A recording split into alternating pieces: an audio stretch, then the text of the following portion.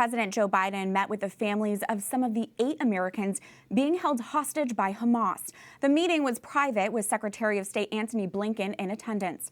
Hamas terrorists raided Israel on October 7th, killing about 1,200 people and taking about 240 hostages.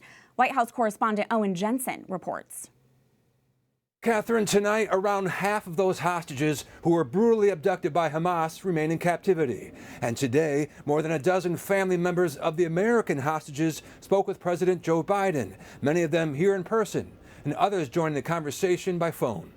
While Israeli troops remain locked in heavy combat in Gaza with the aim of destroying Hamas, at the White House, President Joe Biden holds his first in-person meeting with the families of some of the 8 Americans still unaccounted for and presumed taken captive by Hamas.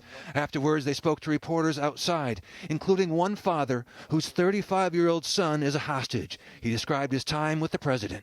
It was a terrific meeting and conversation. And as he held his son's picture close, he added, "We could have no better friend in Washington or in the White House than President Biden himself and his administration."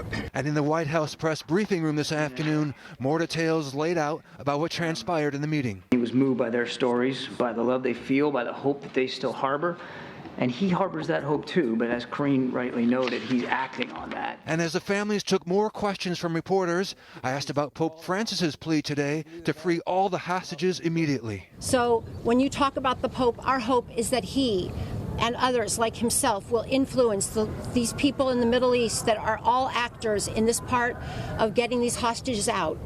And that is all of our hope for a Christmas miracle. I hope that the Pope continues to speak and others around the world not only pray, but pray for us, pray for our families, pray for our leaders, pray for the president. Earlier, 4 Americans were released as part of a U.S. negotiated ceasefire. The White House has said that at least 31 Americans were killed by Hamas and others on October 7th. We are all one big family looking to get all of these people's sons and fathers and mothers out.